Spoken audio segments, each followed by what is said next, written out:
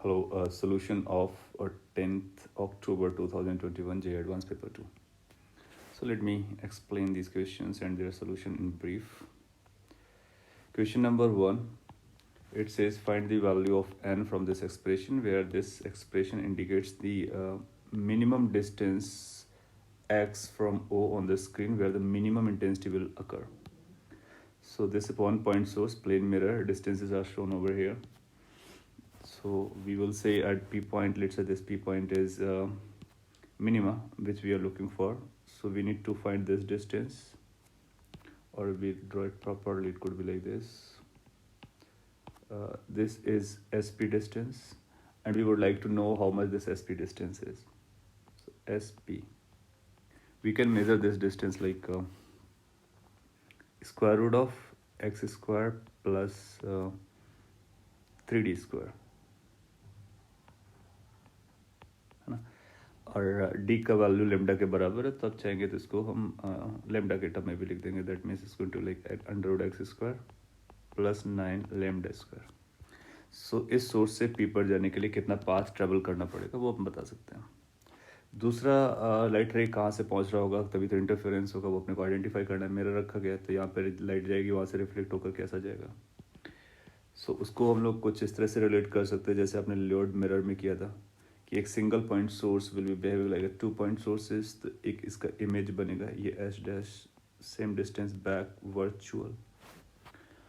और ये जो इमेज ये दूसरा सोर्स बना है, ये भी kind of point source behave करेगा और यहाँ से लाइट रे यहाँ पर पहुँचेगी. ये बेसिकली उसी लाइट रे के बारे में बात कर रहा है जो रिफ्लेक्ट होकर के जा रहा है. सो ये 2 पॉइंट सोर्स का केस हो गया, 2 लाइट रेज वहाँ पर पहुँच रहा है. तो दूसरा जो डिस्टेंस अपने को लगने वाला वो एस डैश पी लगने वाला है. जब हम लोग एस डैश पी के बारे में बात करेंगे तो ये डिस्टेंस बन जाएगी D plus 3d, that is 5d. और सिमिलर लॉजिक से बन जाएगा x square plus 25 lambda square. Now we need to find the path difference. So geometrical path difference आप देखोगे तो अपने को मिलेगा S dash P minus S P. इसकी जो वैल्यू आएगी, so that is going to be under root x square plus 25 lambda square minus under root x square plus 9 lambda square. अपने को ऑप्टिकल रिक्वायरमेंट होता है. आप देखोगे जो लाइट रे यहाँ पर इंसिडेंट होगा वो रिफ्लेक्ट हो रहा होगा और एक डेंसर मीडियम से रिफ्लेक्ट हो रहा होगा, तो एक लेमडा बाई 2 का एडिशनल पार्ट डिफरेंस आ रहा होगा. तो अगर हम यहाँ पर मिनिमा चाहते हैं तो उसमें ये लेमडा बाई 2 एडजस्ट करना पड़ेगा. हम लोग जानते हैं कि मिनिमा के लिए odd multiple of lambda by 2 का नंबर होता है और मैक्सिमा के लिए इंटीग्रल मल्टीपल ऑफ लेमडा होता है. तो यहाँ पर लेमडा बाई 2 आ चुका है. सो इसको हम लोग डायरेक्टली ऐसा बोल सकते हैं कि this must be equal to n lambda for minima. Right, I am writing minima के लिए n lambda because lambda by 2 को हमने कंपनसेट कर दिया है. और आप चाहो तो यहाँ पर भी प्लस लेमडा बाई 2 रखो, यहाँ पर 2n प्लस और या n plus half lambda by 2 रखो, दोनों कैंसिल आउट हो जाएंगे. ना सिंस वी वांट कि x की वैल्यू मिनिमम होनी चाहिए, मिनिमम दैट मीन्स n की वैल्यू मिनिमम होना चाहिए. यहाँ से x आप देख सकते हो कंट्रीब्यूट करेगा. सो n मिनिमम 1 हो जाएगा, तो n की वैल्यू हम 1 ले लेंगे. सो अपने पास एक्सप्रेशन ये बन गया, square root of x square plus 25 lambda square minus under root x square plus 9 lambda square must be equal to lambda. इसे सिंप्लीफाई करके हम लोग x कैलकुलेट करेंगे. थोड़ा सा मैथमेटिकल कंसर्न भी आ सकते हैं क्योंकि अंडर रूट वगैरह में यहाँ पर हम अप्रोक्सीमेट नहीं कर पाएंगे क्योंकि d लेमडा के बराबर है और x के बारे में कुछ खास आइडिया नहीं है. सो सिंपल मैथमेटिक्स जो हम लोग जानते हैं उसको यूज़ कर सकते हैं. तो हम यहाँ पर ये तरह लिखता अगर मैं, so we can write like कि इसको दिस टर्म को इस साइड ले जाओ, फिर दोनों को स्क्वायर कर दो. So like under root x square plus 25 lambda square, make the square of this is equal to right hand side में आपको मिलेगा lambda plus square root of x square plus 9 lambda square whole square. This will simplify to x square plus 25 lambda square is equal to, यहाँ पर formula लगाएंगे जो भी formula हम लोग जानते हैं स्क्वायर प्लस बी स्क्वायर का. This square plus 2 times lambda into this number x square plus 9 lambda square. और यू कैन सॉल्व बिकॉज इसमें एक्स और लेमडा है, उसको सिंप्लीफाई करना. स्टिल आई एम सॉल्विंग, ये कैंसिल आउट हो जाता है और इधर अपने को 10 लेमडा स्क्वायर मिलेगा, तो ये 15 लेमडा स्क्वायर के बराबर आ जाएगा, and that is going to be equal to 2 lambda under root x square plus 9 lambda square. फिर से एक लेमडा कैंसिल आउट हो गया, तो ये बनेगा 15 lambda is equal to 2 times under root x square plus 9 lambda square. Further you go for squaring both side, जैसे आप स्क्वायर करेंगे तो स्क्वायर रूट हट जाएगा और वहाँ से फिर अपने को एक्स निकल के आएगा, एक्स लेमडा के टर्म में आएगा। सिंप्लीफाई करोगे ये फैक्टर एन आ जाएगा, एन की वैल्यू आप चेक करोगे 3 आ जाएगा। So this is how we can conclude की सॉल्व किया जा सकता है। Now let's move toward the question number 2। It says एक बॉक्स है, उसमें 100 mg रेडियो एक्टिव एलिमेंट्स हैं, हाफ लाइफ 270 डेज है और 540 डेज के बाद उसका मास कितना बचेगा ये अपने को बताना है। सो अपने को टी हाफ नोन है, T half is equal to 270 days, और जो आपको टी बताया जा रहा है that is 540 which is basically 2 times T half. So अगर आपके पास 100 mg था, एक T half that means 270 days के बाद आप पाओगे कि ये अपनी वैल्यू का हाफ हो जाएगा, ये 50 बचेगा। फर्दर अगर आपने 270 डेज लगा दिया दैट मीन्स एक और टी हाफ दिया तो इसकी वैल्यू का भी आधा हो जाता है। सो एवरी हाफ लाइफ के बाद वो हाफ होता रहता है, तो 25 बचेगा। सो 25 mg अपना आंसर आ जाना चाहिए। सो हम बोलेंगे 5n इज इक्वल टू 25, सो n is equal to 5। That's simple. Then after third question, it says the voltage applied to an X-ray tube is 20 kilovolt. The minimum wavelength of X-ray tube is going to be this much. So we know formula for lambda min, and this lambda min is hc by electron volt. V की value अपने को पता करना होता है, और अगर अपने को एंगस्ट्रॉम में चाहिए तो hc की वैल्यू हम डायरेक्टली भी बोरो कर सकते हैं। This is 12,400 approximately divided by E. Electron volt में अपने को चाहिए था तो वोल्ट वाली वैल्यू रख देंगे, ये 20 किलो वोल्ट है, दैट्स मीन 10⁻3। इसको हम लोग सिंप्लीफाई कर सकते हैं और फिर ये 31n/50 जैसा कुछ बनेगा, तो n की वैल्यू वहाँ से पता कर सकते हैं। ये कैलकुलेशन आई थिंक सिंपलर जाने वाली है, एक बार मैं करके दिखाता आपको। सो ये 3 zeros यहाँ पे जाएगा तो अल्टीमेटली ये बनेगा 1.24 डिवाइडेड बाई, और अगर हम डेसिमल्स को रखें तो ऐसा रख सकते हैं कि 124, 2 zeros को केवल कैंसिल किया जाए सॉल्व, क्योंकि अपने को फ्रैक्शन पे रखना है। सो डेसिमल्स पे अवॉइड करते हैं। इसके बाद आप इसको डिवाइड कर सकते हो। लेट से आपने 2 से डिवाइड किया होता है तो ये 62 बनेगा डिवाइड बाई 100। इसके बाद अगर आप इसको फर्दर डिवाइड करते हो तो ये 31 डिवाइड बाई 50 आता है। ओके 31 डिवाइड बाई 50 एंगस्ट्रॉम हो रहा है। Minimum wavelength, that's what it is asking. और आपसे बोलता है कि ये 31 n टाइम्स 50 है, इसका मतलब n की वैल्यू 1 आना चाहिए। whereas answer is given 2, so we need to correct it. You check these calculations और इससे अपने को n equal to 1 मिल जाता है। So this require correction, so we will be writing answer as 1. Okay. Come to the next question, question number 3. It says calculate the value of retarding potential in volt needed to stop a photoelectron ejected from a metal surface of work function this with the light of efficiency this, frequency this. So you know it's a straightforward equation. Retarding potential to stop, that means basically stopping potential it is asking about, right? And we know stopping potential is equal to EVS is equal to the K E max, and this K E max is equal to HC by lambda, that is incident energy, or we can write as HF minus work function. So what we got is HF frequency is known to us, F we can place over here, this is in electron volt, we can convert this joule value in electron volt and then subtract, we will get our answer, and our answer will come in volt. You can check, answer will be coming as a 3 volt, simple calculation. Or what else you can do is this, find wavelength out of it, so C by let's say F, isn't it? And then you will say this wavelength is going to be in angstrom, convert in angstrom, then write SC by lambda, then it will be automatically in electron volt, and subtract this, you will be finding this as your answer. Question number 7, it's out of options अपने को choose करना है, correct single correct type का है. आपको incorrect statement को पता करना है, तो जो करेक्ट होंगे उसको मार्क नहीं करना. ऑफ कोर्स ये पैरेलल बीम ऑफ लाइट जा रहा है वैक्यूम, दैट मीन्स एयर, जैसा मान लो ये वैक्यूम जिसका मतलब रिफ्रैक्टिव इंडेक्स 1 है, किसी मीडियम पे गया तो उसका रिफ्रैक्टिव इंडेक्स है, उसके मीडियम का रिफ्रैक्टिव इंडेक्स म्यू है. ये pulse, this is wave front और दीज आर रेज. आप जानते हो रिफ्रैक्शन के बाद कुछ ऐसा वेव फ्रंट बनता है, प्लेन वेव फ्रंट. ये कैसे बन रहा होता है हम लोग उसके बारे में बात कर चुके हैं. पहले ये पॉइंट आया होगा, यहाँ पर स्फेरिकल वेव फ्रंट्स बने होंगे, फिर इधर बनना स्टार्ट हुआ, यहाँ पर भी बहुत सारे बने होंगे, उनका रिजल्टेंट है. एनीवे अपने को क्या आंसर करना है वो देखते हैं.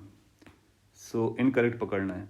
ऑप्शन ए बोलता है कि फेज एट सी. अच्छा, ये जो वेव फ्रंट होता है उसके सारे पार्टिकल सेम फेज पर होते हैं, तो वो अपने को पता रखना होता है. सेम फेज वाले पार्टिकल कलेक्शन को हम लोग वेव फ्रंट बोलते हैं. सी और डी पॉइंट के फेजेस इक्वल हैं या नहीं ये बोलना चाहता है. सी पॉइंट यहाँ पर है और डी पॉइंट यहाँ पर है, तो ये एक वेव फ्रंट के पार्ट है. एक वेव फ्रंट के पार्ट है, इसका मतलब सभी के फेजेस बराबर होंगे, तो ये करेक्ट लिखा हुआ है.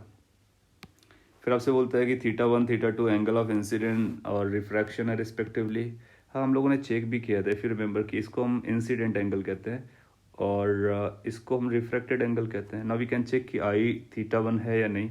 सो यूल फाइंड कि ये 90 माइनस थीटा हो जाएगा, 90 माइनस आई हो जाएगा, और ये अपने पास क्या है 90 है. सो ये एंगल अपने पास आई बनने वाला है.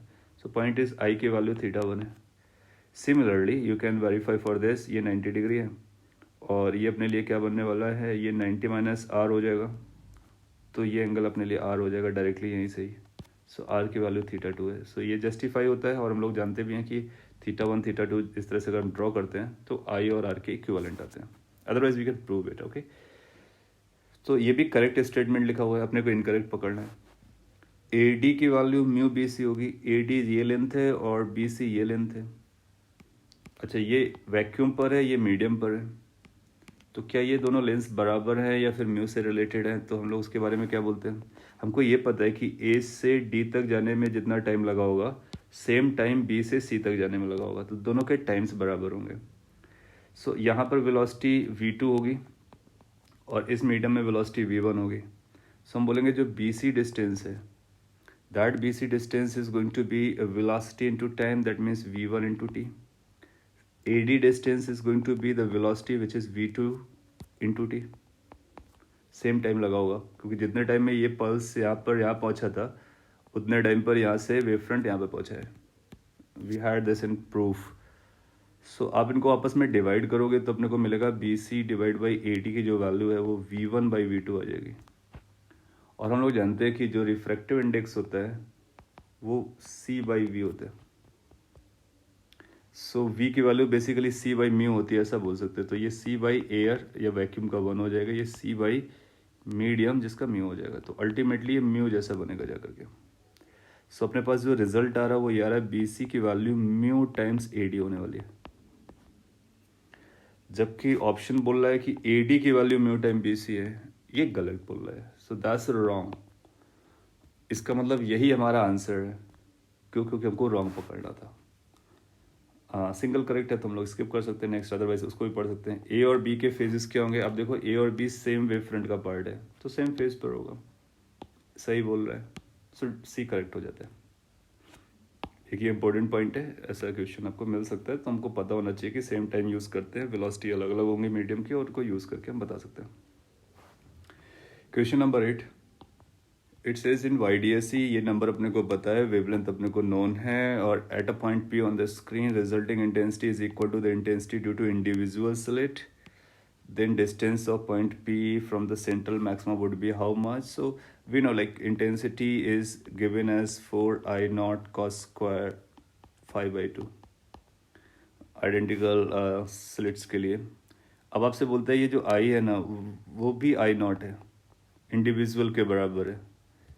सो यहाँ से अपने को फाई के बारे में इंफॉर्मेशन मिल रहा है. cos square 5/2 की जो वैल्यू है वो 1/4 है. सो cos 5/2 का जो वैल्यू है दैट इज़ 1/2 है. सो cos 5/2 अगर हाफ आता है तो वो 60 डिग्री पर होता है, तो यहाँ से 5 की वैल्यू 2 टाइम्स 60 डिग्री हो जाएगा, 2π/3 होगा, 120 हो जाएगा. वैसे भी हम बोलते हैं कि 120 पे 2 वेक्टर्स होते हैं तो उसका रिजल्टेंट सेम मैग्नीट्यूड का आता है. सो ये आपको याद भी रहता है, अगर याद रहता है I0 वाला तो डायरेक्टली आप ये बोल सकते थे. एनीवे फेज डिफरेंस अपने को अगर मिलता है तो हम पाथ डिफरेंस की बात करते हैं. पाथ डिफरेंस आता है λ/2 into phase difference which is 2π/3. This says कि उनके बीच का जो पाथ डिफरेंस है वो λ/3 आना चाहिए. नाउ वी नो YDSC में जो पाथ डिफरेंस होता है उसका एक फॉर्मूला अपने पास रेडीमेड रहता है. सिंस ये d/d बहुत छोटा नंबर है 0.0001, सो इसका मतलब है कि हम लोग ये बोल सकते हैं कि जो फॉर्मूला है उसको हम लगा लेंगे कौन सा, y d/d. सो ये y d/d हम लोग बेसिकली d sin थीटा को d tan थीटा में कन्वर्ट करके लेके आते हैं. And you know those things. So this will convert into λ/3. So y की जो वैल्यू आनी चाहिए should be like capital D λ/3 small d. Now we got all numbers. We can use those numbers.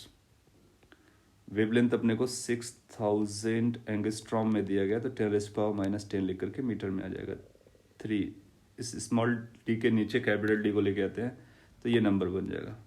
तो basically बनेगा अपने लिए 10⁻⁴. तो ये -4 इसको एडजस्ट कर लेगा जा करके, 6 बनेगा, 3 जीरोस यहाँ से भी एडजस्ट हो जाएंगे, सो -3 बनेगा. सो ये आएगा 2 into 10⁻³ metres.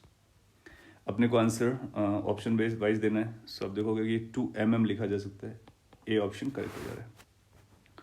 So this 8 is over. Question number 9 पर आते हैं. ये बोलता है suppose potential energy between electron and proton at separation r वो इस फॉर्मूले से दिया जाए.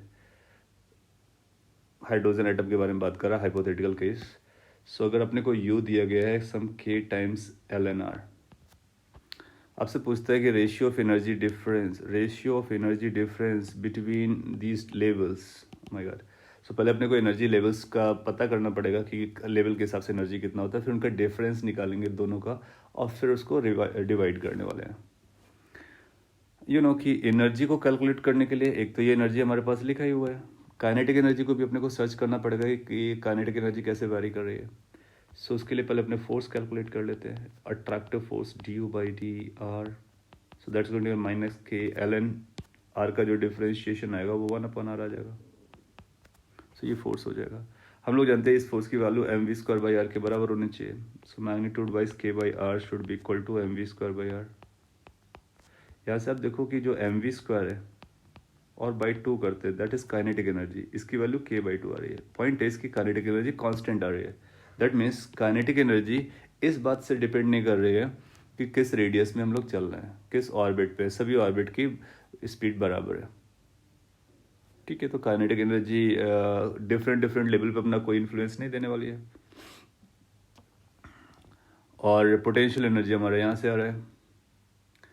अब आपको देखना है कि एनर्जी किसी nth लेवल के पास कितना आएगा. सो अपने पास एक काइनेटिक एनर्जी होगी, एक पोटेंशियल एनर्जी होगी. अच्छा आर के बारे में बात कर लेते हैं. आर कैसे निकलेगा. अपने को बॉर मॉडल में पता है एल की वैल्यू mvr होती है और इसकी वैल्यू NH/π और 2π होती है. यहाँ से अपने को पता चला r is proportional to n के प्रोपोर्शनल में चलेगा.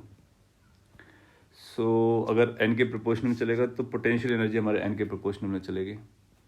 सो अपने को लिखना होगा total energy at any level is going to be like kinetic energy which is a constant number, you can like not और something, plus potential energy that is going to be dependent on r, that is going to be function of n. So n का फंक्शन दिखाने की कोशिश की जा रही है. अब आप लिखोगे कि अपने को एक तो E2 - E1 लगेगा, तो ये E2 - E1 में काइनेटिक एनर्जी तो डिसअपियर हो जाएगी. पोटेंशियल एनर्जी आएगी k times ln some numbers, let say वो नंबर c है तो हम लोग इसको ऐसा भी बोल सकते हैं r हमारा कुछ कांस्टेंट टाइम्स n जा रहा है.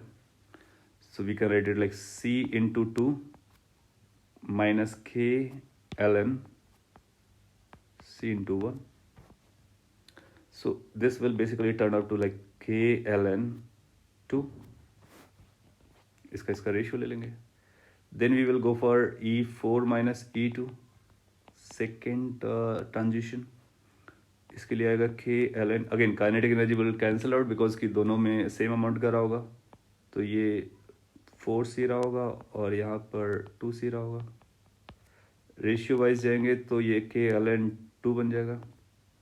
अब देखो ये एनर्जी और ये एनर्जी का एक्सप्रेशन सेम आ रहा है, तो उनका रेशियो कितना होगा, because is asking for the difference का ratio, so these are the difference and we can get the ratio of them, so that's coming out to be 1, so A option हम mark कर देंगे। Question number 10, it says a particle of mass m is projected from ground with a velocity u making angle theta with the vertical, the de Broglie wavelength of the particle at the highest point। तो ये आपको kinematics या mechanics से link कराना चाहता है। तो एक ऐसा पार्टिकल आपने यू थ्रो किया है जो कि यहाँ से थीटा एंगल पर है, हम लोग जानते हैं कि इस तरह से जा रहा होता है। हाईएस्ट पॉइंट पर कितना वेलोसिटी लेकर के चलेगा, सो हाईएस्ट पॉइंट पर इसकी जो वेलोसिटी आएगी वो ये आ जाएगी, वो यू कॉस थीटा होती है। अगर ये थीटा लिखते हैं तो यहाँ पर यू साइन थीटा हो जाएगी, क्योंकि ये जो कंपोनेंट आएगा वही वेलोसिटी आती है और ये यू साइन थीटा है। इसी हाईएस्ट पॉइंट पर अपने को पता करना डी ब्रोगली वेवलेंथ कितना होता है। सो वी नो कि डी ब्रोगली की वेवलेंथ होता है h divide by momentum which is m v which is u cos theta और यू साइन थीटा। मैं डायरेक्टली लिख दे रहा हूँ। सो एम वी लिखना था, मास अपने को पता है, सो ऐसा कोई ऑप्शन दिया होगा, सेकेंड ऑप्शन है वो अपना आंसर बन जाएगा।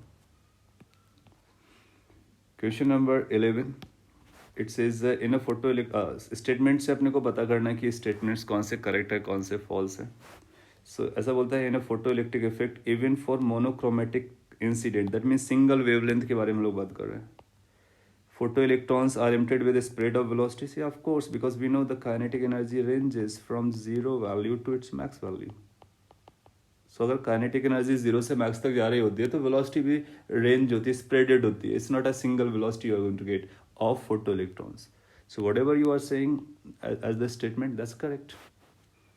सेकेंड बोलता है कि photo electrons are emitted without delay, yeah they are emitted without delay. Once the light is fall on this, we have written this like spontaneous होता है या इंस्टेंटेनियस इमिशन होता है। और अगर फोटो इलेक्ट्रॉन जो है फोटोन्स को मिलने के बाद इमिट नहीं हो रहा है तो टाइम लेकर के वो इमिट नहीं होता है, इस instantaneous process. So that's also true, so first two has to be true, अपने को आंसर मिल जाएगा ए ऑप्शन। इसका मतलब लास्ट को फॉल्स होना चाहिए, वेरीफाई कर सकते हैं। Frequency of monochromatic light, okay, cut off से ऊपर होगा तभी काम चलेगा। That is incident of the on emitter in a photo electric effect is increased. तो अगर आप फ्रीक्वेंसी को इंक्रीज करते हो और इंटेंसिटी को वही रखते हो, result is in decrease in magnitude of stopping potential। you know, stopping potential depends on the frequency that you incident with, right? और अगर आपने ज़्यादा फ्रीक्वेंसी डाला है तो ज़्यादा स्टॉपिंग पोटेंशियल आता है, कम डाला है तो कम आता है। आपने फ्रीक्वेंसी को इंक्रीज किया था तो stopping potential must have increased, but it's right in decrease, so that's wrong. इसलिए इसको फॉल्स कैटेगरी में रख देंगे। सो ए ऑप्शन जस्टिफाई भी हो जाएगा कंप्लीटली। नेक्स्ट इज 12th, यहाँ पर आंसर्स लिखे हुए so that we can verify कि करेक्शन करने की ज़रूरत है या नहीं। ये बोलता है कि अपने को एक सेटअप बताया गया है और ये photo electric current versus anode potential का ग्राफ है। हम लोग जानते हैं इस ग्राफ के बारे में, ये स्टॉपिंग पोटेंशियल बता रहा होता है, ये सैचुरेशन करंट बता रही होती है एंड एवरीथिंग वी नो। इसने कुछ बोला है, पढ़ लेते हैं। When photons of 6 electron volt are incident on the material setup, तो अपने को इनपुट वाला एनर्जी पता है। सेम एक्सपेरिमेंट सेटअप रखा हुआ है, that means you are not changing the setup. अब फोटो इलेक्ट्रॉन्स ज़्यादा एनर्जी का, फोटॉन्स आप ज़्यादा एनर्जी का इंसिडेंट करा रहे हो, दैट मीन्स आपने फ्रीक्वेंसी बढ़ाई होगी, इंसिडेंट एनर्जी बढ़ाया होगा, जिससे अपने को क्या फ़र्क पड़ने वाला है पता करेंगे। सेम इंटेंसिटी है, सब लोग जानते हैं जो सैचुरेशन करंट है वो इंटेंसिटी पे डिपेंड करती है, तो सैचुरेशन करंट वॉन्ट चेंज। और फिर अपने को दूसरा ग्राफ पता करना है, तो सैचुरेशन करंट वही रहना चाहिए। जैसे कि ये गलत बोल रहा है कि ऊपर निकल जा रहा है, ये दूर गया, ये भी नहीं आएगा, तो इन दोनों को स्क्रैप कर सकते हो। ये हालांकि क्लोज जैसा कुछ दिखा रहा है, फिर अपने को ये देखना है कि स्टॉपिंग पोटेंशियल पे क्या फ़र्क पड़ेगा। अभी थोड़ी देर पहले स्टेटमेंट यूज़ किया, एनर्जी बढ़ती है स्टॉपिंग पोटेंशियल बढ़ता है, दैट मीन्स उसका न्यूमेरिकल वैल्यू बढ़ता है, दैट मीन्स वो इधर जाता है। सो ये ग्राफ यहीं से स्टार्ट करेगा और दूर की तरफ जाएगा। सो it will be like this somewhere. और आप देखोगे A option is saying the same thing, that means 3 volt इधर था, अब इसको ज़्यादा की रिक्वायरमेंट है लाइक 5 और मे बी 6 और may be something like that. वो नंबर हम यहाँ से पता भी कर सकते हैं और वर्क फंक्शन पता हो, but it will be more, so it will be shifted towards left and I will remain the same, that's what we need to check. As matching is correct. So ये आपके single correct questions थे। Rest of the questions are kind of numerical values और something. So ये +4 mark का ही रहेगा। 13th के बारे में बात करते हैं। Question number 13। Question number 13 says कि आपके पास YDAC है और एक पर्टिकुलर वेवलेंथ आप दे रहे हो और जो सोर्स है वो रेस्ट पे नहीं है, वो ओसिलेट कर रहा है। नो यू सी कि उसको कॉम्प्लेक्स कर दिया, SHM से लिंक कर दिया है। तो आपका ये सोर्स है, ये ऊपर नीचे जा रहा है, SHM कर रहा है। और ये P पॉइंट अपना पॉइंट ऑफ इंटरेस्ट है, where y is in millimeter, t is in second. At what time will intensity at P, a point exactly in front of this slit, be maximum for the first time? So t equal to 0 से अपने को देखना है और आपका source continuously अपनी position change करेगा और अपने को यहाँ पर उसका फेज डिफरेंस, 2 लाइट रेज का फेज डिफरेंस रीड करना है, इंटेंसिटी के वेरिएशन को देखना और देखना कि कब पहली बार मैक्सिमा बनता है, वो टाइम बताना है। So really, it's mixing two concepts too much. Okay, so what we can do is like t equal to 0 पे कहाँ पड़ता है, यहाँ पड़ता है। इसका एम्पलीट्यूड कितना 0.5, इसका मतलब 0.5 ऊपर जा सकता है। अच्छा ये डिस्टेंस कितना है 1 mm, तो इसका मतलब ये 0.5 रहेगा। दैट मीन्स ये इसके एग्जैक्टली यहाँ तक जा सकता है और फिर नीचे आएगा, फिर इधर जाएगा, फिर इधर जाएगा, फिर इधर जाएगा। तो इस तरह से ओसिलेट करेगा। पहले तुम लोग ये पता करते कि जब t equal to 0 टाइम था, क्योंकि स्पीड ऑफ लाइट जो होती है ना वो बहुत ज़्यादा होती है, तो t equal to 0 पर ही लाइट इसकी इमीडिएटली यहाँ पे पहुँच गई होगी। सो उस समय वहाँ पर P पे क्या बना था ये चेक करेंगे। फिर हम ये चेक करेंगे कि इसको मैक्सिमा बनने के लिए क्या ज़रूरत है और उस मैक्सिमा बनने के लिए कितना पाथ डिफरेंस की ज़रूरत पड़ रही है, तो वो पाथ डिफरेंस को हम पता करेंगे। अच्छा इनिशियली अपने को ये पता है कि ये जो पाथ्स हैं वो बराबर रहे होंगे, तो बाहर से पाथ डिफरेंस आएगा नहीं, जो भी पाथ डिफरेंस आएगा वो अंदर से आएगा। तो बेसिकली अंदर वाला पाथ डिफरेंस अपने को रीड करना है। सो कैन वी फाइंड कि अंदर वाला पाथ डिफरेंस कितना होगा। ये y डिस्टेंस है, अपने को पता होता है सिंस वी नो कि जो y की ये जो पाथ डिफरेंस होता है इसको हम y small dy capital D लिखते हैं। d साइन थीटा को d टेन थीटा बोला गया। अच्छा y की वैल्यू कितनी है, ये dy2 है क्योंकि इसने बोला इसके जस्ट फ्रंट पर है, और ये d है डिवाइड बाई d है। अपने को d और d पता होगा तो अच्छी बात है, नहीं पता होगा तो हम यूज़ करेंगे। अच्छा ये यहाँ पर नोन है, इजीली नोन है, 1 mm है और ये 2 मीटर है। सो इसकी वैल्यू पता कर लेते हैं। So this value is going to be 1 mm का स्क्वायर, दैट मीन्स 10⁻³ का square divided by 2d that is 4। सो इस ये मीटर्स में आ जाएगा। अगर ये मीटर्स पे आ रहा है तो इसकी वैल्यू को हम लोग पता भी कर सकते हैं कितने मीटर्स आ रहे हैं। ये 1/4 इंटू 10⁻⁶ मीटर आ रहा है। माइक्रोमीटर्स में बात कर सकते हैं तो ऐसा बोल सकते हैं कि this is 0.25 micrometre. So 0.25 micrometre की डिस्टेंस पर था P पॉइंट। इस P पॉइंट पे क्या बन रहा होगा ये समझते हैं। नाउ लेम्डा अपने को पता ही है। सो लेम्डा की वैल्यू को अगर हम लोग लिखते हैं, so that is 5000 into 10⁻⁻10 metre. अगर आप चाहो तो इसकी 3 zeros को कैप्चर कर लो, 4 zeros को कैप्चर कर लो, तो 0.5 इंटू 10⁻⁶ आ जाएगा माइक्रोमीटर आ जाएगा। तो वेवलेंथ बेसिकली आ रहा है अपने पास 0.5 माइक्रोमीटर और पाथ डिफरेंस है 0.25 माइक्रोमीटर। क्या दोनों का एक रिलेशन अपने को नज़र आ रहा है? यहाँ से एक रिलेशन नज़र आ रहा है कि जो पाथ डिफरेंस है वो बेसिकली λ/2 है। सिंस ये λ/2 है, इसका मतलब ये फर्स्ट मिनिमा है। हम लोग जानते हैं कि जब पाथ डिफरेंस λ0 आता है तो ये सेंट्रल ब्राइट फ्रिंज बनता है। फिर जब पाथ डिफरेंस λ/2 आता है फर्स्ट मिनिमा बनता है, लेमडा आता है फर्स्ट मैक्सिमा बनता है, इस ऑर्डर पे चलता है। सो पॉइंट ये कि ये डार्क पॉइंट था इनिशियली, अब आप इसको मैक्सिमा बनाना चाहते हो। अगर मैक्सिमा हम लोग बनाना चाहते हैं तो ये जो अंदर वाला पाथ डिफरेंस है वो तो यही रहने वाला है। अब अपने को बाहर से पाथ डिफरेंस की ज़रूरत पड़ेगी जिसकी वजह से ये मूव कर रहा होगा. So we are doing some back side calculation. अच्छा, इसको वाई डैश लिख देता हूँ मैं सो दैट इस वाई को आप उससे कंफ्यूज नहीं होंगे जो यहाँ पर वाई दिया गया. कैन वी से कि path difference lambda by to यहाँ पर आने वाला है, बाहर वाला सेटअप भी लेमडा बाई टू का पाथ डिफरेंस दे दे तो, और ऐसा पाथ डिफरेंस दे कि ये जो लाइट है S2 वाली वो ज़्यादा ट्रेवल करे, इसका मतलब इसको ऊपर जाना चाहिए.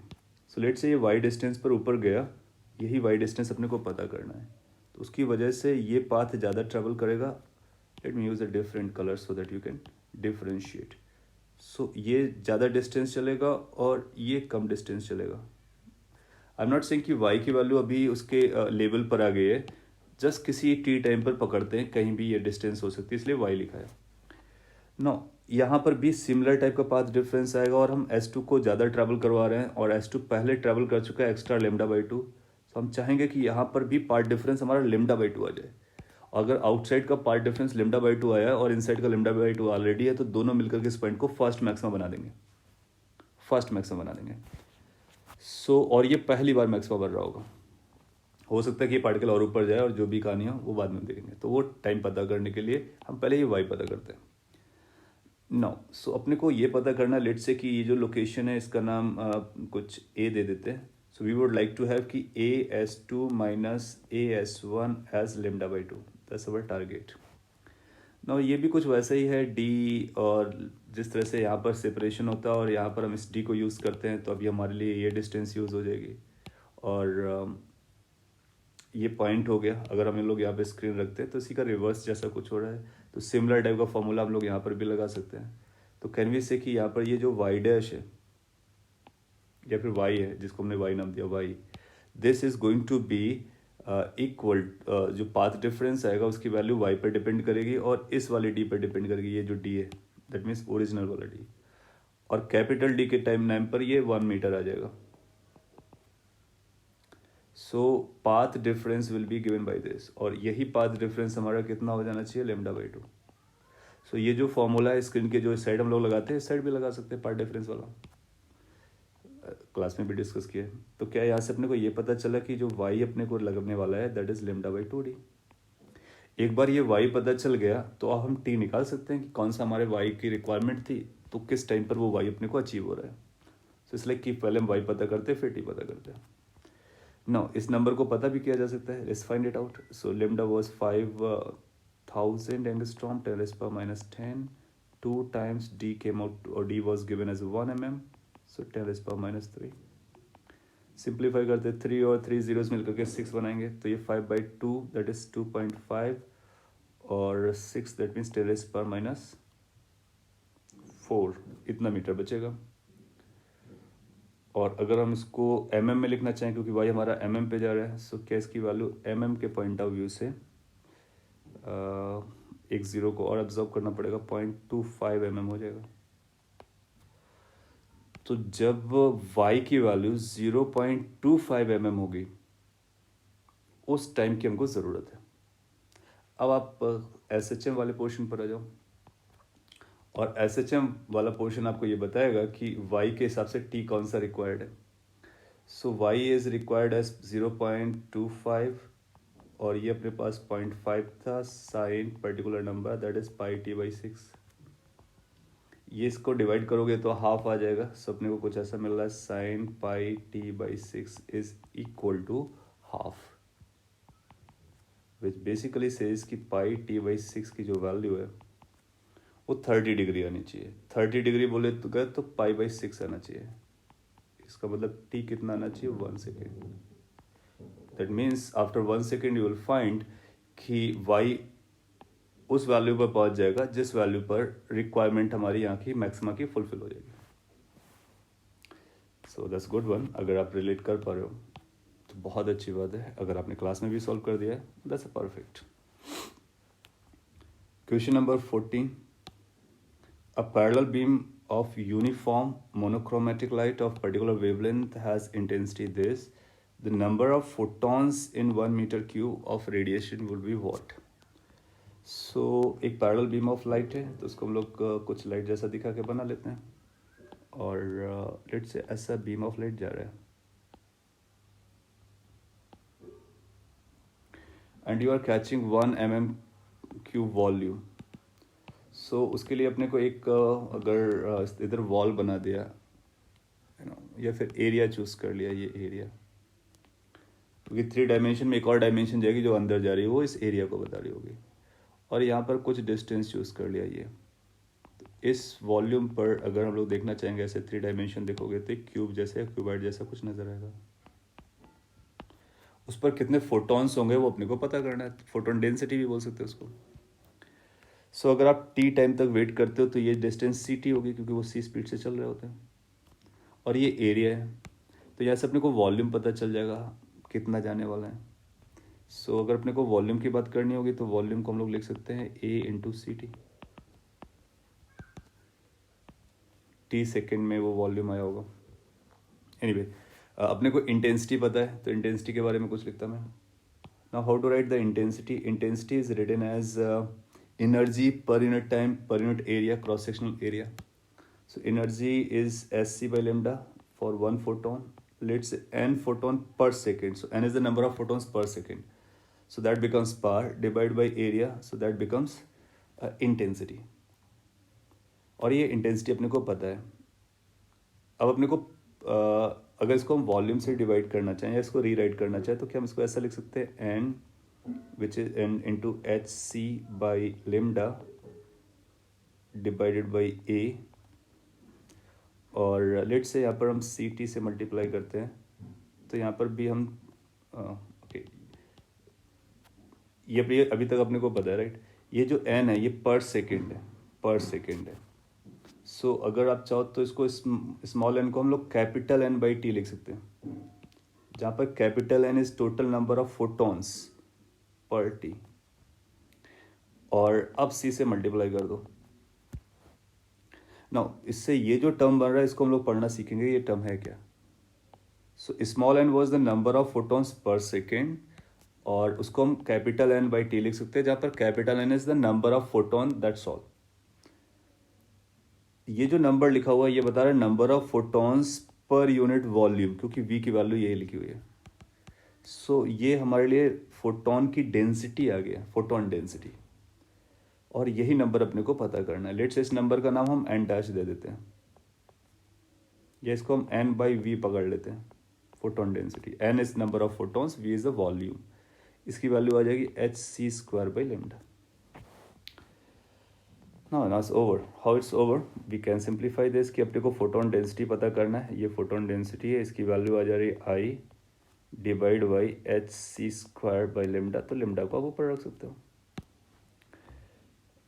इसके बाद अपना आंसर कर देना है। और सिंप्लीफाई कैलकुलेशन के लिए अगर आप एच और सी की वैल्यू नहीं रखना चाहते हो तो एस सी बाई लेमडा को यहीं पे रखो। तो आप इसको इस फॉर्मेट में लिख लो, ज़्यादा अच्छा लगेगा। एस सी बाई लेमडा ये इलेक्ट्रॉन वोल्ट में कैलकुलेट करो, फिर इसको जूल में कन्वर्ट कर लो, और फिर एक सी से मल्टीप्लाई कर दो। और ये जूल पर आपको दिया गया है, प्रॉपरली रख देंगे। इसको सिंप्लीफाई करेंगे, जब आप सिंप्लीफाई करोगे तो आपको ये नंबर मिल जाएगा। You can check.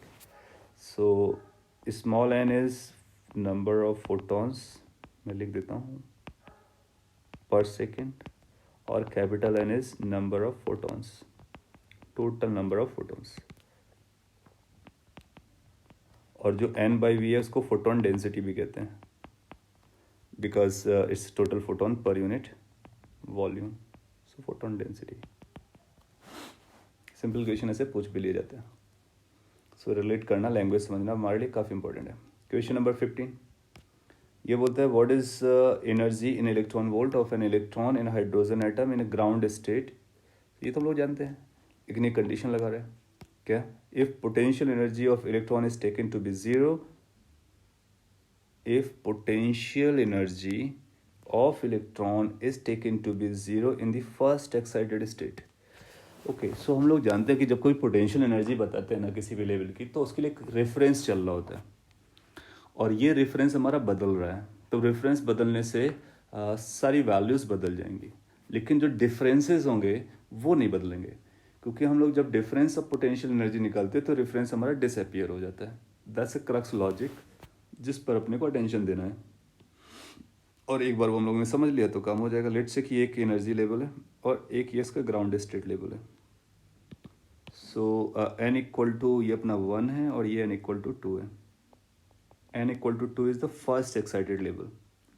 आपसे कहता है कि इसकी पोटेंशियल एनर्जी को ज़ीरो बनाओ, फिर आपसे पूछता है ग्राउंड स्टेट की टोटल एनर्जी बताओ।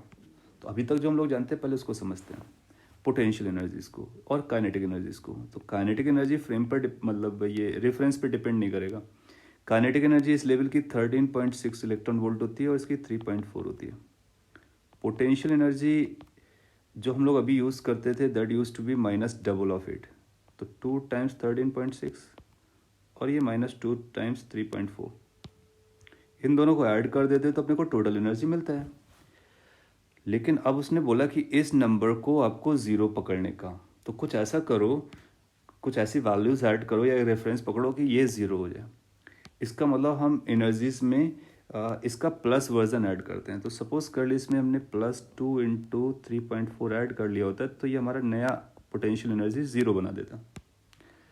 तो अगर उस पर ऐड करेंगे तो वो नंबर फिर सभी पे जाएगा, तो इस पर भी ऐड कर देंगे 3.4। अब ये नया पोटेंशियल एनर्जी हो जाएगा। सो ये ग्राउंड स्टेट का नया पोटेंशियल एनर्जी, ये ग्राउंड स्टेट का ओरिजिनल काइनेटिक एनर्जी। सो ये टोटल अपने को नए एनर्जी के बारे में आइडिया दे देगा। अगर अपने को इतना समझता है तो अपना काम हो गया। सो कैन वी से कि जो नया एनर्जी आएगा ग्राउंड स्टेट का, उस पर इन दोनों का सम तो हम लोग ऑलरेडी जानते हैं, वो सम कितना था -13.6। अब अपने को करने की क्या ज़रूरत है, +2 टाइम्स 3.4 करने की ज़रूरत है। सो इससे अपने को नए रेफरेंस के अकॉर्डिंग टोटल एनर्जी पता चल जाएगा। And this is a number we can simplify. So this is going to -13.6 plus 6.8, और जब इसको सब्ट्रैक्ट करोगे हाँ इस जस्ट हाफ, सो ये बनेगा -6.8। सो यू विल से कि नया जो एनर्जी आएगा ग्राउंड लेवल का वो इतने इलेक्ट्रॉन वोल्ट हो जाएगा। सो किसी भी लेवल की जो एनर्जी होती है ना, उसमें हम पोटेंशियल का रेफरेंस भी काउंट कर रहे होते हैं। और अगर कुछ भी नहीं बोलता है तो ये जो एनर्जीज हमारे पास हैं टोटल एनर्जीज वगैरह, उसमें पोटेंशियल का जो इनफाइनाइट डिस्टेंस वाला है वो रेफरेंस लिया गया है। अगर किसी को ज़ीरो बोलने की कोशिश करेगा तो आप पहले उसका आप ओरिजिनल लिखो, उसको ज़ीरो बनाने के लिए क्या चेंज करना है वो चेंज लगा दो, फिर वही चेंज सभी पर डिस्ट्रीब्यूट कर दो, सभी पर एक्सटेंड कर दो। This how you can solve this. 6.8 with a negative sign is going to be the right answer. Question number 16, it says when light of intensity 1 watt per meter square of wavelength this is incident on a surface, it is completely absorbed by the surface. तो light आती है वो completely absorb हो जा रही है। Good. 100 photons emits 1 electron and area of the surface is this, then the photoelectric current would be what? So check करते हैं क्या है ये। let's say surface है और यहाँ पर अपने लाइट को इंसिडेंट कराया, कुछ ऐसा, और इसका इंटेंसिटी अपने को नोन है, ठीक है, वेवलेंथ भी नोन है, कंप्लीटली एब्जॉर्ब भी हो रहा है। तो जब ये एब्जॉर्ब होगा तो इलेक्ट्रॉन्स को इमिट कर रहा होगा, और ये जो इलेक्ट्रॉन्स इमिट कर रहे होंगे वो अपने को फोटो करंट बना रहे होते हैं। सो लेट्स से एज्यूम कि जो एन होता है जिसको हम लोग मान के चलते हैं फोटॉन्स पर सेकेंड है, इंसिडेंट फोटॉन्स पर सेकेंड है। उसी तरह से लेट्स से एन डैश है, N dash is emitted electrons per second, एक सेकेंड में कितने इलेक्ट्रॉन्स इमिट हो रहे हैं वो पता कर लेते हैं। अच्छा, इंटेंसिटी का फॉर्मूला अपने को पता है, I is equal to number of photons per second h C by lambda into और divide by area. So this is energy of one photon, this is energy of total photons per second, that's called power, divided by area, that's called intensity. Now अपने को intensity पता है, wavelength पता है, that means ये number पता है, area भी पता है, नो है। सो अपने को यहाँ से क्या मिलने वाला है, from here you need to find N value that you can find, of course you can. एक बार एन पता चला, अब आपको पता है कि 100 फोटोन एक इलेक्ट्रॉन को इमिट करता है। सो इसका मतलब हुआ कि एन डैश जो होने वाला है वो n/100 होने वाला है, कि हर ऐसा बोलेंगे 100 photons emits 1 electron, so 1 photon is going to emit 1/100, so n photons are going to emit n/100 per second, so per second। Current कितना हो जाएगा, करंट की जो वैल्यू आएगी वो n डैश इंटू ई हो जाएगी, क्योंकि n dash is the number of electrons that are being emitted per second, और एक इलेक्ट्रॉन का चार्ज ई होता है, so that will become the total charge emitted per second. and whatever the total charge emitted per second is, that's called photoelectric current in saturation condition. So that's going to be final answer. So आप यहाँ से n निकालो, n की value उससे n test निकाल करके वहाँ पे सब्स्टिट्यूट करो, चेक करो, आंसर 1 आता है. लास्ट टू क्वेश्चंस 17 एंड 18 इनके बारे में बात कर लेते हैं. 17 is I think quite simpler. ये बोलता है कि difference between nth and n plus 1th Bohr's radius of hydrogen atom is equal to its n minus 1th Bohr's radius. तो n की वैल्यू अपने को पता करना है. हाइड्रोजन एटम के बारे में बात कर रहा है, तो रेडियस का फॉर्मूला क्या होता है? Radius is written as some r naught n square, that's all. z1 है अपना. So difference between those two radii is equal to this. तो पहले उन रेडिया का डिफरेंस निकालेंगे. सो हम लिखेंगे r नॉट और n प्लस 1 बड़ा रेडियस होगा का square minus r naught n square. So that's a difference in the radii. This is equal to n minus 1th की radii, that means r naught n minus 1 का square. So r not cancel out हो जाएगा. एक छोटा सा relation है जिसको हमको सिंप्लीफाई करना है. So this is like n plus 1 का square minus n square must be equal to n minus 1 का स्क्वायर. यहाँ से n वैल्यू को हम पता कर सकते हैं. आप 1 2 3 4 रख करके भी चेक कर सकते हो, कैलकुलेट भी कर सकते हो. In case you want to calculate how you are going to do, a square minus b square का फॉर्मूला लगाओगे तो a प्लस b आएगा 2n plus 1. a minus B आएगा 1 is equal to, from here you'll find like n square minus 2n okay plus 1. So ये quadratic बन रहा है maybe. So quadratic को सॉल्व कर लेंगे. ओके 1 1 कैंसिल हो रहा है तो कोई खास क्वाड्रेटिक नहीं है. n स्क्वायर माइनस 4n आ जाएगा इक्वल टू 0. तो यहाँ से n की दो वैल्यू मिलेगी, या तो 0 होना चाहिए या फिर n की वैल्यू 4 होनी चाहिए. अब हम n 0 नहीं ले सकते हैं. क्यों? क्योंकि हमारा n माइनस 1 इन्वॉल्व है. तो n माइनस 1 बोलेगा कि निगेटिव और you know, so that want work. सबको बड़ा लेना है तो इसको स्क्रैप कर देंगे, इसको मार्क कर देंगे. Last question it says if attractive potential. तो सिमिलर टाइप का क्वेश्चन तो हम लोगों ने भी थोड़ी देर पहले किया है. वो ln u दिया था, ये वाला बेसिकली सिमिलर टाइप का क्वेश्चन है. और आगे देखते क्या लिखते हैं. Radius R N of Bohr orbit hydrogen atom की प्रोपोर्शनल टू n की पावर k. तो अपने को n की पावर k क्या है वो पता करना है. सो देखो ये ln आ रहा है ना, और रेडियस अपने को पता करना है. ये तो हम लोगों ने पता किया था. Radius is proportional to n, that means n raised power 1, that means k must be 1. So that's solved. और आप ये काम करो अदरवाइज कि आप यहाँ से f निकालो और फिर f को mv स्क्वायर बाई आर से रिलेट कर लो और L की वैल्यू mv आर इन और NH/2 से रिलेट करो, सॉल्व करो, वही आंसर आएगा. So this is how we have completed this. So correction के पॉइंट ऑफ व्यू से कोई खास कोई क्वेश्चन अपने को नहीं मिला जिसको करेक्ट करना है आंसर को लेकर के. हाँ एक ये था, सॉरी, क्वेश्चन नंबर 3 के आंसर को करेक्ट करना है. और एक और माइनर से इशू है, उसको हम सॉर्ट आउट कर देंगे जिन्होंने ऑफलाइन एग्ज़ाम दिया था. इसका सिंगल इंटीजर पूछा गया था, डिजिट पूछा गया था, और ये डबल डिजिट का आया है. So will bonus for them. Online के लिए वो फीड करना था तो आपको फीड करना था, चलेगा. So that's all, thank you.